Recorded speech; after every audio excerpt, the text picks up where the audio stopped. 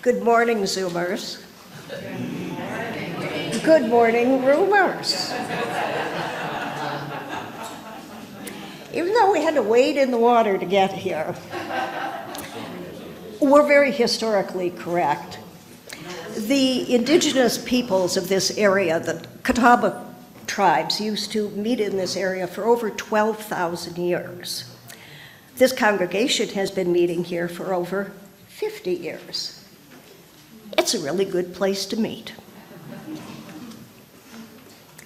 My name is Margaret Armstrong, and I'm pleased to be joining our interim minister, Reverend Dr. Kathy Hurd, on our chancel this morning.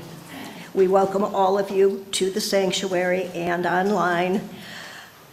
Those of you who are at home cozy in your jammies, we have wet feet. That's okay, though. We hope that in this congregation and during this sacred time, you'll be strengthened by spiritual encouragement and find comfort from those who join with you in worship. I'd really like to command you, but it's much more polite to just ask you if you would please silence your electronic devices. You can silently tweet or text, but I kind of like to just sort of check out for an hour. I know that the world's going to still be waiting for me when I'm done here, and that's a relief. To everyone familiar and everyone who's new in the congregation, you're welcomed with love. If you're here in person, we invite you to stop by the welcome table in the vestibule if you'd like to learn more about Unitarian Universalism in general, or this congregation in particular. And if you're joining us online, or if you want to do this when you go home, visit the newcomers page on our website at www, of course, UUCWNC.org to get acquainted with us.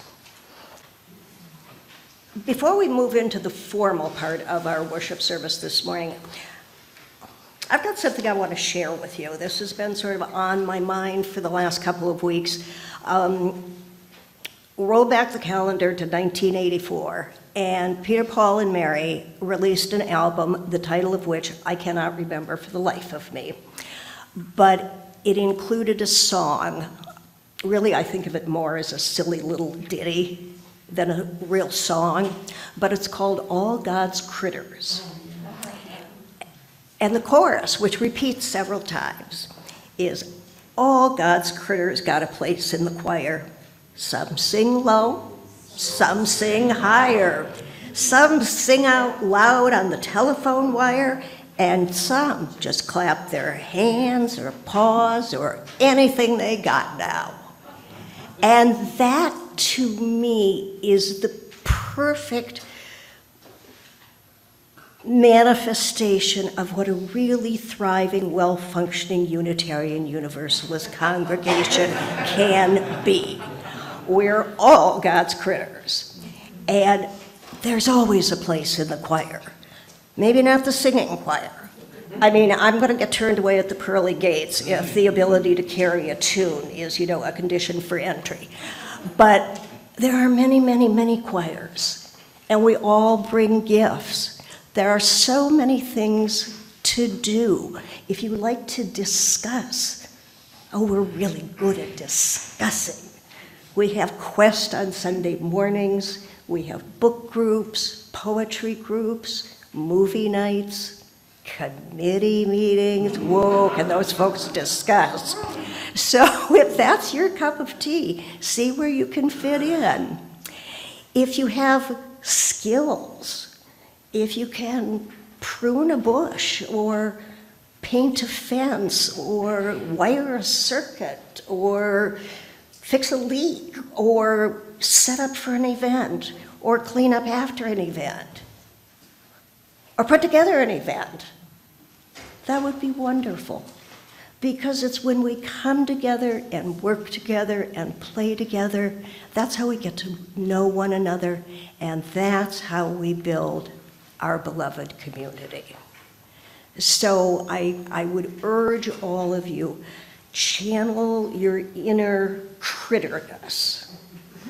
One of the last verses says everybody here is a part of the plan. We all get to play in the great critter band, from the eagle in the sky to the whale in the sea. It's one great symphony. We need you. And I think you need us.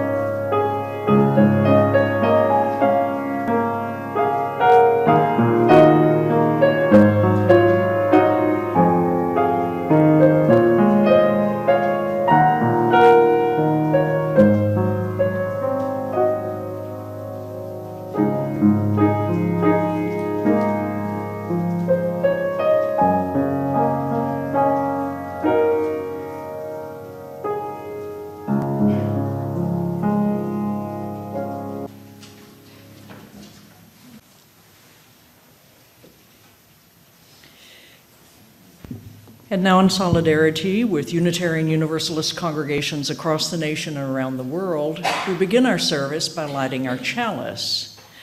Ms. Natalie Bates is our chalice lighter this morning. Natalie, would you please come forward? And Amelia is going to help.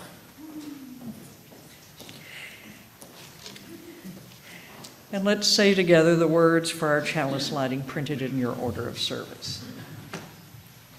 We light our chalice in faith that we shall overcome. We shall overcome hatred and oppression, and instead celebrate diversity and gifts of all people. We shall overcome the past that haunts us now, and instead extend our hands to one another in loving acceptance. We shall overcome the wrongs that have been done and the debts left unpaid, and instead live in freedom and fairness. We do believe we shall overcome, and believing we light our chalice. Good morning. I'm Leslie O'Connor, and I am the Director of Lifelong Faith Exploration, and I have a story for all ages this morning. This is called The Prince and the Sheep. Once there was a beautiful kingdom, but the king died all of a sudden, and his young son, the prince, took over ruling the kingdom. After a few months, a whole series of unfortunate events befell the kingdom and its young king. There was a severe drought that caused many animals, precious plants, and crops to die. Then when it finally rained, it flooded and new crops were washed away. Well, these hardships made it easier for an enemy king to win a battle and take control of the kingdom. The young king was able to escape, and he made his way to a neighboring kingdom run by a friend of his, On his way, he thought about how he was born and bred to be a king of the powerful and wealthy empire, but now he had lost everything. This is not fair. It's just bad luck. After all, nothing bad ever happened to my father or any other king I know. When he arrived at his friend's castle, he was in such a state, dirty with ragged clothes and unkempt hair, the guards wouldn't even let him in the castle. So he got a job helping in the stables so that he could afford new clothes and wash up a bit to be more presentable in the king's court. When he finally told his friend the king about what had happened, his friend asked his people to give the prince 100 sheep. Well, the young king was surprised. He was expecting much more than that. He wasn't a shepherd. He was a king with a kingdom. But since he didn't really have a kingdom anymore, he took the offer from his friend. After a few days, while he had his herd of sheep out grazing, a pack of wolves descended upon his herd and attacked them. The young king ran away. He was afraid. He went to his friend king again and asked for help. This time he was given 50 sheep. But once again, he failed to protect the herd from the wolves. For the third time, he only got 25 sheep.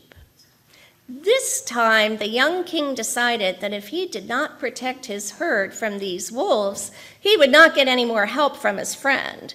So he studied the problem.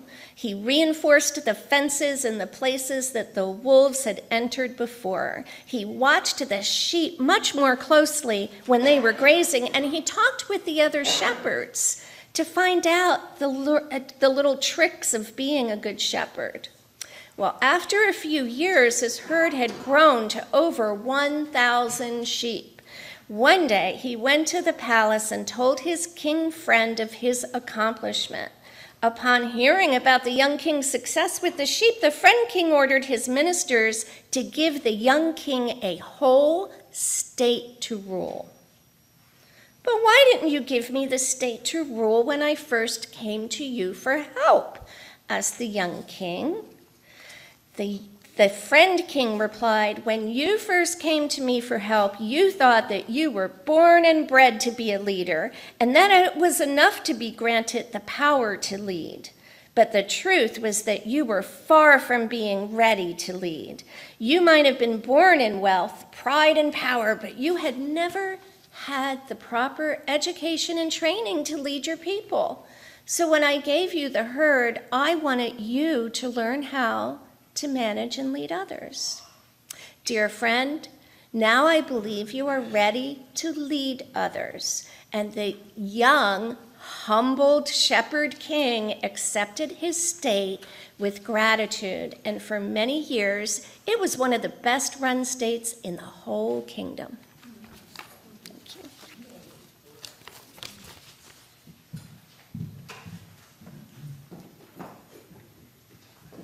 And now let us sing our children out to their religious education classes.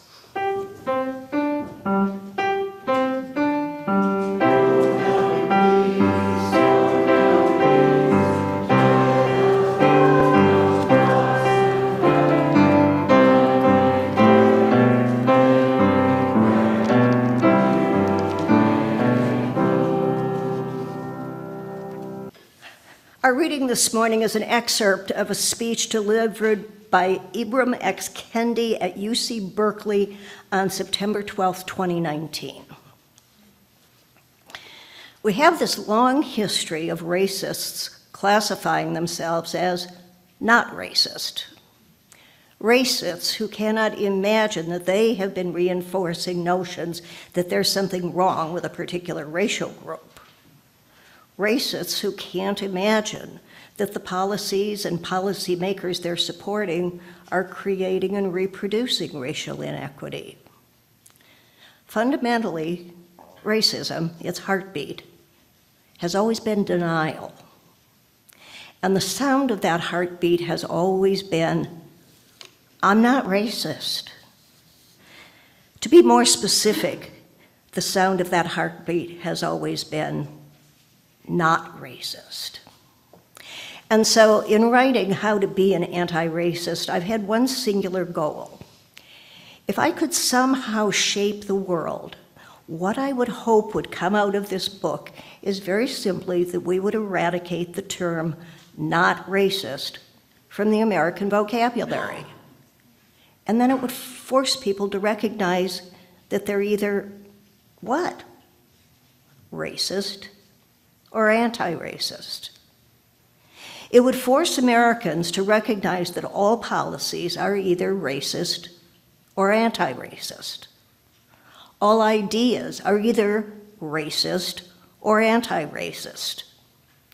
Then we can truly have an accounting of ourselves, of our ideas, of our policies, and of our country.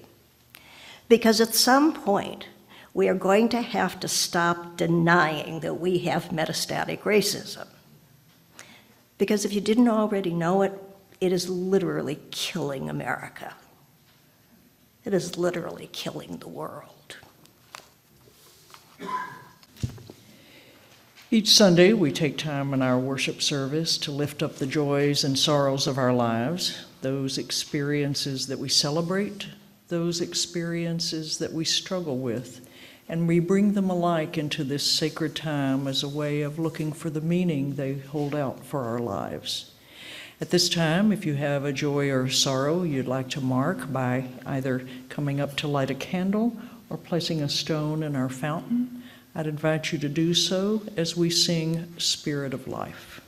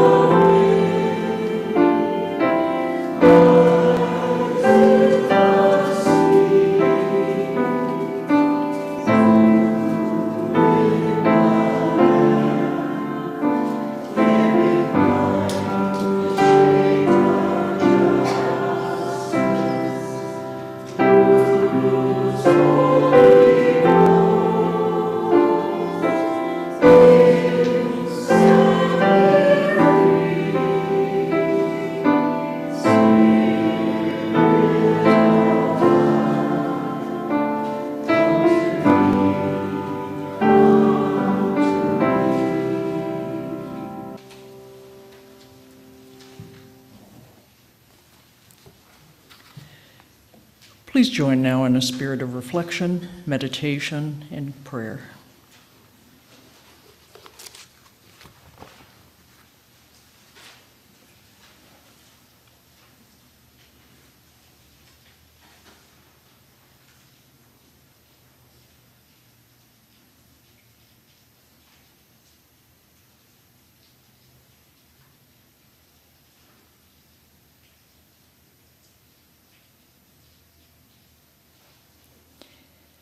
As we settle into the silence, let your thoughts go back over the course of the week just concluded.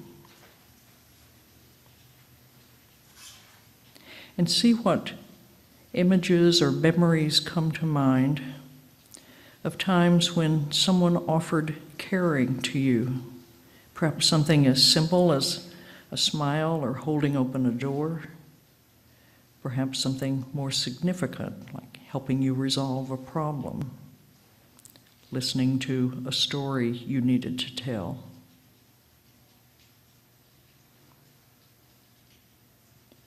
Where has someone offered caring to you this week?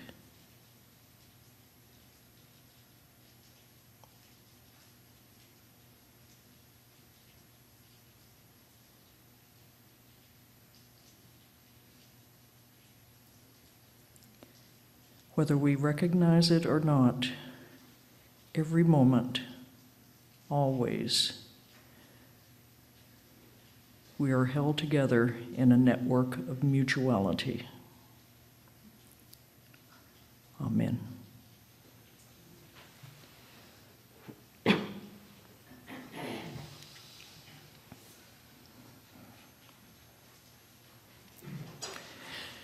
I begin with a poem by Israeli poet Yehuda Amichai. From the place where we are right, flowers will never grow in the spring. The place where we are right is hard and trampled like a yard. But doubts and loves dig up the world like a mow, a plow. And a whisper will be heard in the place where the ruined house once stood.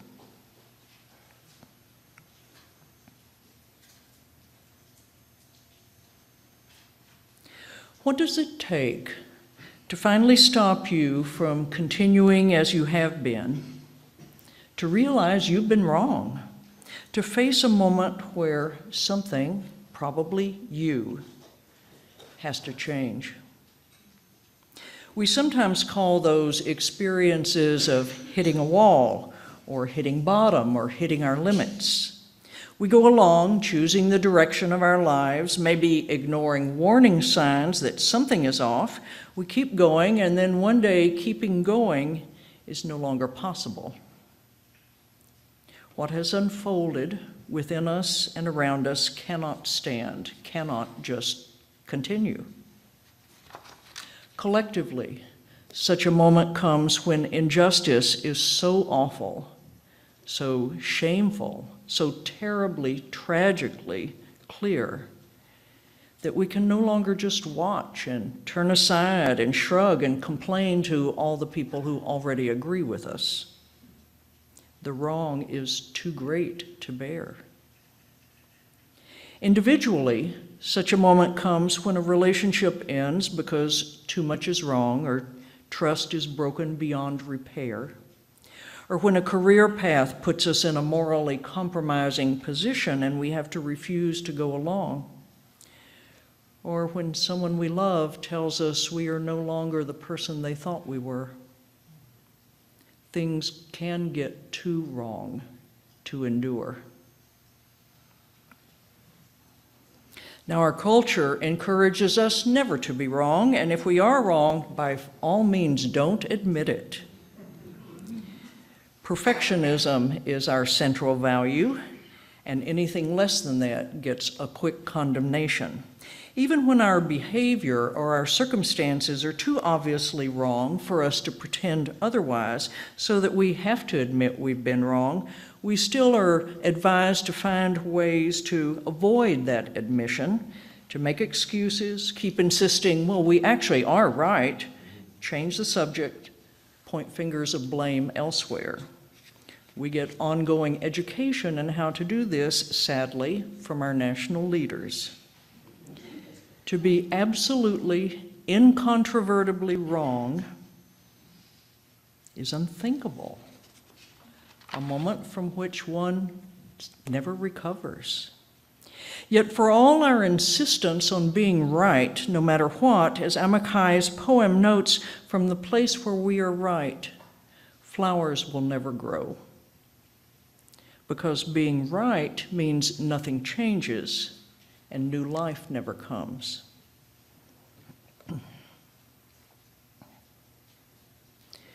Throughout the month of January, we've been delving into the topic of authority, central to our understanding of what it means to be a Unitarian Universalist, and also problematic to our understanding of what it means to be a Unitarian Universalist. Our spiritual path sets a premium on individual authority, placing ultimate responsibility for discerning truth, outlining values, and living in accordance with that truth and those values on the shoulders of each one of us. One wonderful result of that perspective is a kind of energy and creativity and accomplishment that our tradition has brought to lives and communities, to our work in the world and our work within our churches. Yet the focus on the individual is central. on the single person as holding ultimate authority has brought challenges, most of which we have not yet figured out how to resolve. The challenges show up in our uneven ways of living as a spiritual community where individual authorities inevitably clash, and we have no good way of untangling those clashing authorities. Conflict will always enter into any group of people, so a group needs processes for addressing that conflict.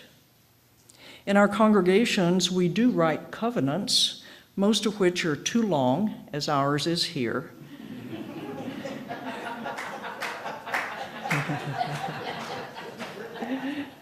Filled with all sorts of aspirations that don't belong in a covenant, because a covenant is strictly just about how we, all of us in this congregation, will live together within the walls of this church. And our covenants tend to be forgotten, tend to be neglected, especially when we most need them, when conflict erupts. And covenants, by and large, still carry a strong sense of individual perspective, setting the individual as ultimate authority. So if everyone has equal and final authority, how do we decide which authority to listen to? What should I say or do when my authority and your authority don't agree? Is there really no supreme authority that we turn to?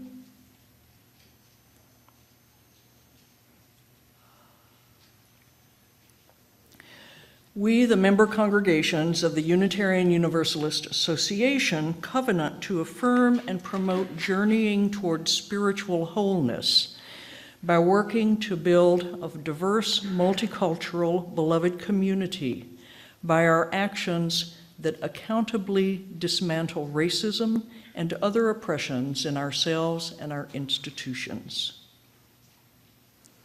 For some time now, that proposed addition to our long-established 7 principles, called the 8th principle, has been under discussion in many congregations as part of an overall effort to have us collectively adopt it and add it to the existing principles.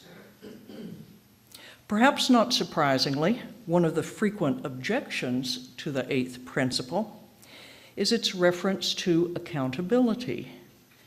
As we promise, because a covenant is a promise, as we promise that we would be working and acting in ways for which we would be held accountable. Accountability is a sticking point because of our insistence on individual ultimate authority. Who is charged with holding us accountable, and who gave them the right to take that position? Any talk of accountability seems to push back at individual authority, to suggest that it is somehow trumped by some undefined larger authority, and that doesn't sit well with us, is even at times called un-Unitarian. Yet we desperately need accountability in our anti-racism work above all, because the work is so great, and because it requires us to see what we've not seen before since we are embedded within the system. I need you to hold me accountable for what I cannot see. You need me to hold you accountable for what you cannot see. The anti-racist work we're challenged to do now, along with work we already do in terms of the injustices we see around us, is to learn how to see what we have not seen before within our own hearts, to see so much that we take for granted if we are white people in our white-centered culture.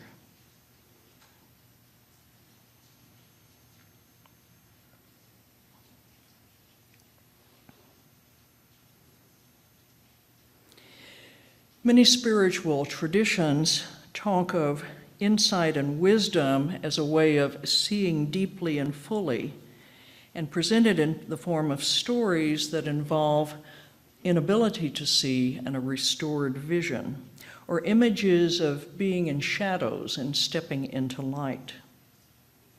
It seems we don't come into the world naturally able to see accurately, which may be why one of the most frequently repeated urgings of parents with young children is the urging to look there, look at that. Then later, as though in anticipation of how seeing all around could be challenging for a child, we start teaching our children not to see. Insist that gazing too long is staring and that's rude. So we learn how to see selectively, more and more influenced by our subjective experiences and cultural norms, seeing less and less of what is around us, seeing in ways that tend to reinforce what we already know and believe, and not seeing what might upend our expectations or upend our entire world. Churches of all kinds combine seeing right with knowing what is right and true, and accompany this perspective with a denunciation of how terrible it is not to see right and therefore not to have the truth. Those traditions that invite their followers to undertake acts of confession make it clear that one knows the truth, but either disregards it or misunderstands it, and as a consequence engages in wrong actions. Once clear seeing and understanding returns, a pivot from wrongness back onto the right path can occur.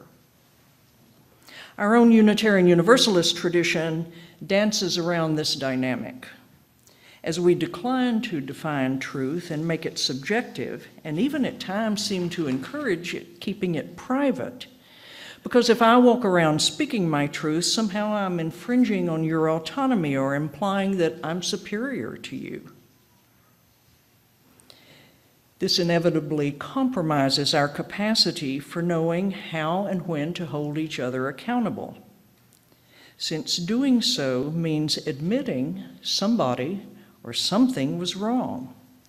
And that has seemed to imply a judgment about another's inherent worth and dignity that we refuse to make. So our own path of accountability has been a fitful one, as we alternately denounce societal wrongdoing, all the while trying to avoid denouncing the wrongdoing of each other. But if we never call one another to account, if you never call me to account, and I'm discouraged from calling you to account, that keeps us standing in the place where we are right, where flowers never grow and nothing ever changes.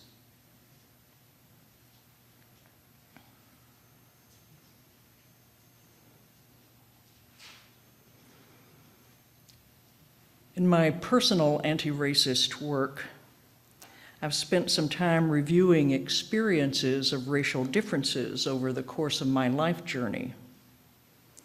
That review has meant repeatedly realizing that what I saw was not the entirety of the event, or what I saw was so shaped by unconscious bias that an utterly different meaning unfolds when that bias is accounted for. Much like those magic eye pictures, where you look at it from one direction and see one picture, but soften or shift your gaze and you see a different picture.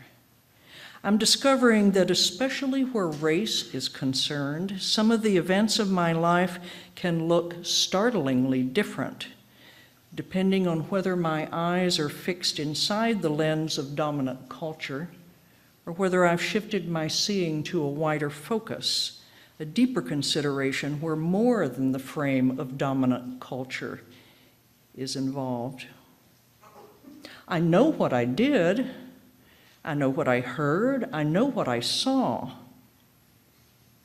Shift my perspective, and the very same words and gestures and actions, none of them changed in the slightest, carry a completely different meaning. For instance, a key memory I hold in terms of my early experiences with race comes from the year my small town public school finally integrated, and I came to class that first day to see a black boy, only one, since this was the advanced class, and one can only imagine how limited historically black schools in that small town had been in terms of providing chances for black students to grow into being academically advanced. But I noticed how that boy seemed so frightened, hunched over his desk, because I was a good kid, wanted to be a good kid, because I also believed I had some empathy for his feeling of being alone. I walked over to take a seat next to him. I introduced myself in a friendly tone, made typical first day of school small talk with him. I could see he was not feeling any better, despite my efforts, but I concluded it was just too overwhelming getting used to a new school and new people. Today I look back at that incident with some beginnings of understanding of what people of color experience living in a white supremacist culture, and I see that event very differently. For I know now that black males have to learn early on in order to survive how dangerous it can be for them to look at, much less talk to, white females. Probably that boy had already been warned against those encounters. Perhaps he had already heard horrific stories of what happens to black males if they interact with white females. Small wonder that my sitting next to him and talking to him did not console him, because he was experiencing not friendliness, but a dire threat. I saw myself as being a good person. I did not know how to see things from his perspective because I had no knowledge of that perspective. This is how the magic eye of anti-racism works. As a white person in a white-dominated culture, I start out seeing the world and myself in ways defined by that culture, and I see people of color in ways defined by that same culture. What I need to learn, however, in order to live more fully as an anti-racist is how to see the world from something other than just a white perspective. And even more, to recognize the absolute stark differences of those perspectives. Differences that have to be understood if we are to be effective allies, and differences that can never be waved away under the comfortable assumption that, well, we all want the same thing. Keeping that magic eye focus on my experience holds me accountable in new ways. And it is showing me, as I see even in that first encounter with that boy, how again and again and again I've been wrong. Wrong not because I'm a bad person, just as I was not being a bad kid in approaching that boy, but wrong because the whole system, the system of which I am a part, is terribly, cruelly wrong, is a system that is intended to always advance my interest and never advance that boy's interests.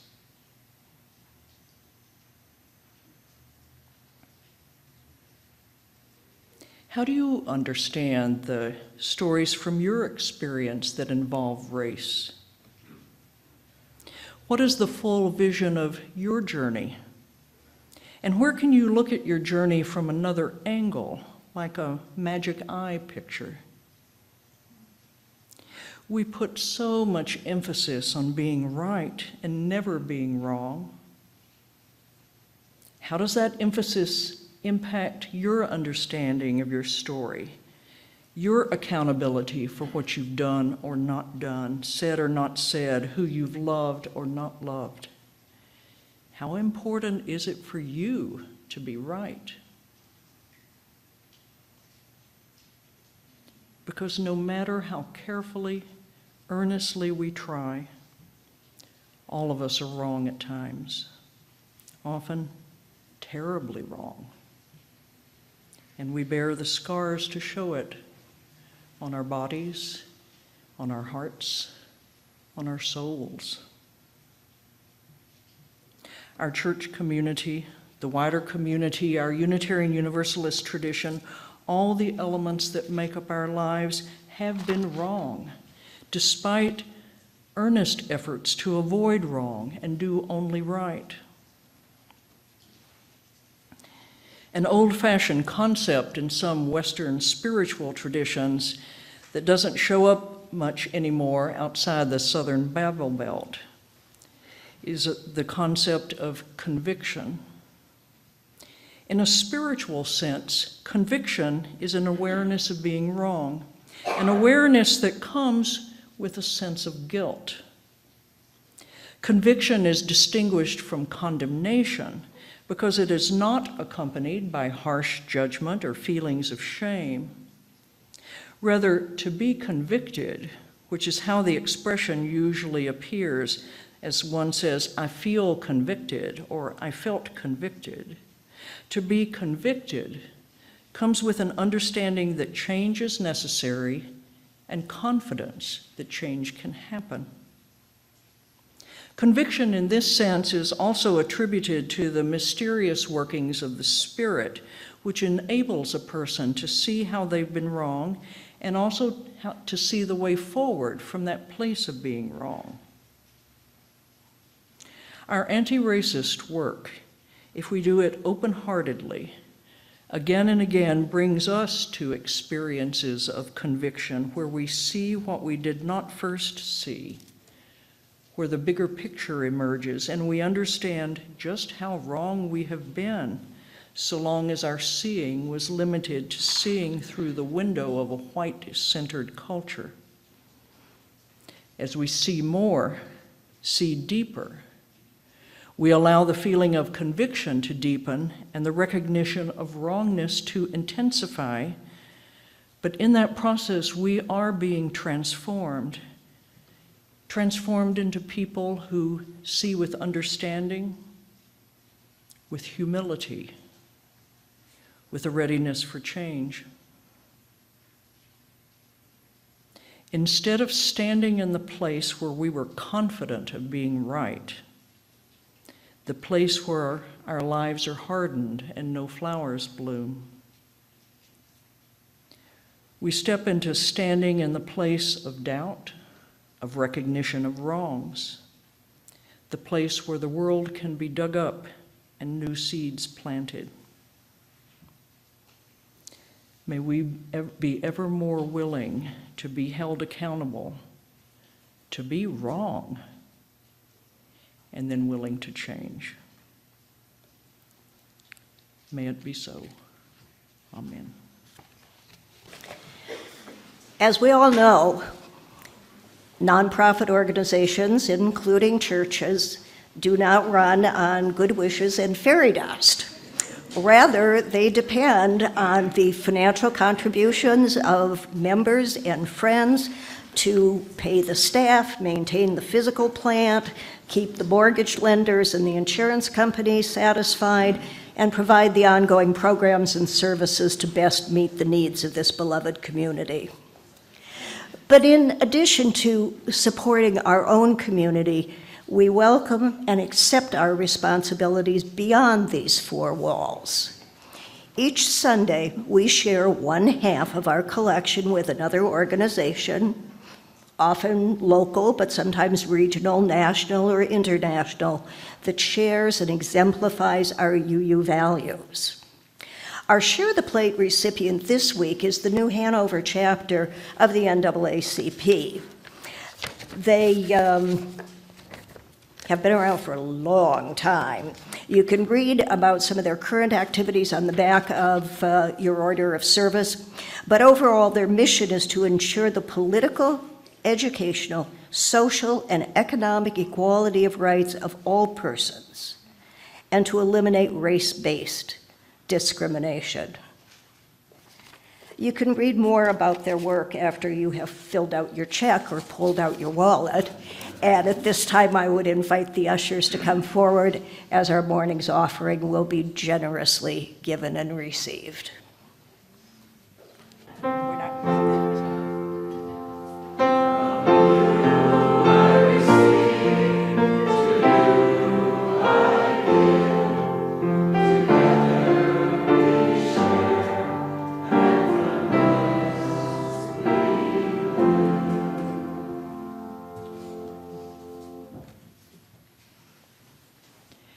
Each Sunday, it's a pleasure at this point in our service to thank those who were part of creating the service this morning.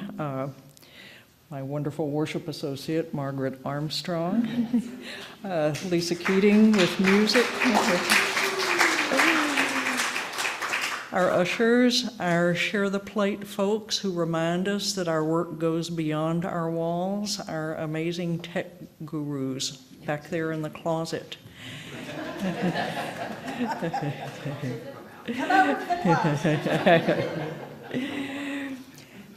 And now our Generous Life team is starting a new program that gives us more opportunities to notice the generosity of so many of you in this congregation and to have a chance to thank you for it. To tell you how we're going to experiment with this, I'll invite the chair of the Generous Life team, Beth O'Connell, up to describe it.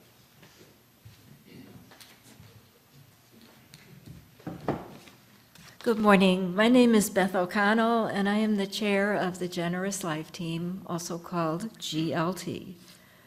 You may have never heard of us, or you might know that the GLT runs the pledge drive, but our mission is actually to promote a vibrant culture of generosity and giving within our congregation.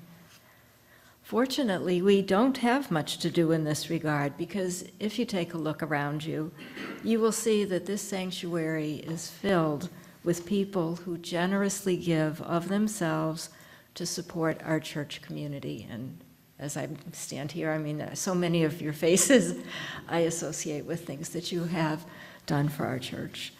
The GLT is starting a new program today to recognize those we'd like to thank for giving their time, talents, and other gifts to our congregation. We purchased this thank you box, and I guess there's going to be a close-up of the thank you box for those of you on Zoom. And the way that it will work is there are cards with the thank you box, and we've also included these cards in the order of service if you would like to use one today. And you just write the name of somebody that you would just like to appreciate. You don't include your own name. It's just to mention the person and a phrase or something about what they have done that you have appreciated, and drop it in the box. And periodically, Reverend Kathy will share these names during the service. And we may do some other special things like display them. We haven't completely figured that part out. We also plan to have an online form for people who don't come into the building, but we don't have that available yet, but it will be coming. And so to help the program get started, you received a card, and if you'd like, fill it in and leave it in the box, which is going to be next to the sofa in the lobby. There's a little table there. And then also there'll be blank cards with directions on them. So anytime you feel touched by someone's generosity, please fill out a card so we can let everyone know. Thank you. Thank you, Beth, and I share Beth's sense that in looking at the faces here, and the faces I'm pretty sure I would see if I could look online, there are so many good nominees for that. So I look forward to being able to thank more and more of you, and you to thank more and more of you as we go along. Our closing words today are by Christian Schmidt. Let us wake up from the drowsiness that a rainy Sunday morning inevitably inspires. Let us wake up to the fullness of the world we live in all its beauty and wonder, in all its tragedy and pain. Let us wake up to the reality that our lives are not complete so long as the lives of others around us are not complete, for we dwell ever and always in a network of mutuality. Let us wake up and stay awake. I would invite you to join with words in your order of service as Kathy extinguishes our chalice. We extinguish this flame, but not the light of truth, the warmth of community, or the fire of commitment. These we carry in our hearts until we are together again. And now, if you would be so kind as to meet the challenge of standing and configuring yourself into some sort of loose, connected assemblage of persons, we can sing our shalom.